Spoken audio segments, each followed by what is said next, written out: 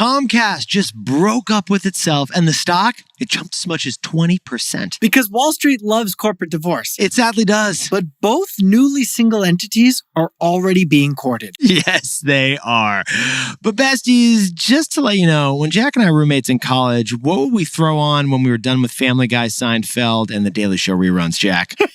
30 Rock. Oh, 30 Rock, classic. The NBC sitcom founded by Tina Fey and starring Alec Baldwin. Yeah, but Comcast was interestingly a subtle main character in the show 30 Rock. True. A key punchline across a bunch of episodes was making fun of a corporate telecom company owning NBC and Universal. In the show, Cabletown was the fictional boss of Tracy Morgan and the whole 30 Rock cast. In real life, Cabletown was Comcast. Comcast. Well, here's the news, besties. The awkwardness of Comcast owning NBC in real life, that relationship is coming to an end. They announced a split up on Monday, and the stock rose 22% as Wall Street opened. Yeah, because a theme park married to a telecom station, it's an awkward relationship. But a theme park and a telecom station, separate businesses from each other? And one of them is exciting and growing while the other one is boring and dying. NBC owns SNL, Bravo, Sunday Night Football, and more recently,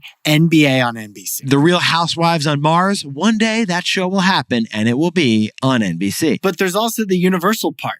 They own Harry Potter. They own Jurassic Park. They own Shrek and a bunch of other IP. Oh, and the Universal Studios theme parks, vacation destinations. Yet despite all that fun from NBCU, Comcast, its parent company, is worth half as much as Disney's $171 billion.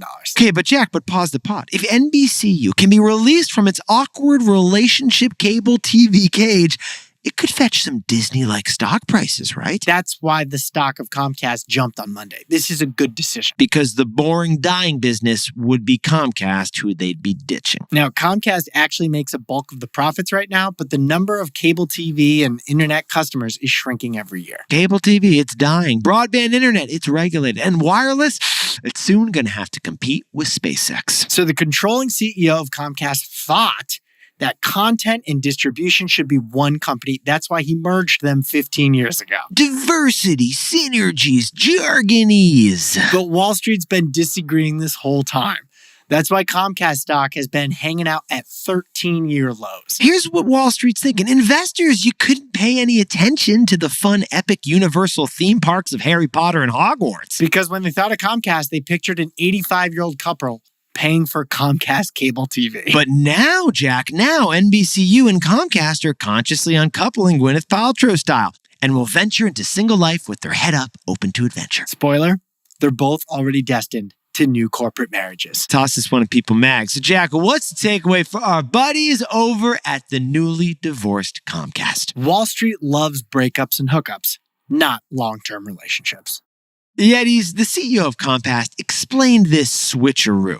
He said, "We have simply changed our mind about the benefits of being together." But the real reason he's separating these two companies he merged 15 years ago, it's the possibility that two new companies could buy these newly separate companies for a lot of money. I mean, Jack, if Comcast is just a cable company with no entertainment studio, it can finally scale up. Which is why on Monday, Wall Street was already speculating that newly single Comcast would merge with its rival Charter. Both of those stocks rose on Monday. Oh, and Jack, if NBCU is just an entertainment company with no cable business, then they can scale up too. Which is why on Monday, we're speculating that newly single NBCU will merge with Netflix, which just lost out on its bid to acquire Warner Brothers. Besties, this is wild. But the news we're telling you is that Comcast is undoing a relationship that was 15 years old, which led to the immediate news that these two new singles were just going to get together with a couple other people and hook up again. Which is why the real winners here are the investment bankers and the lawyers who advise all four companies that we've talked about. On the breakup, the merger, and then the future merger to somebody else. The other winners are the executives whose pay packages are incentivized to do big deals like this. Add it all up, Yetis, and Wall Street ain't incentivized for long-term relationships. It loves breakups and hookups.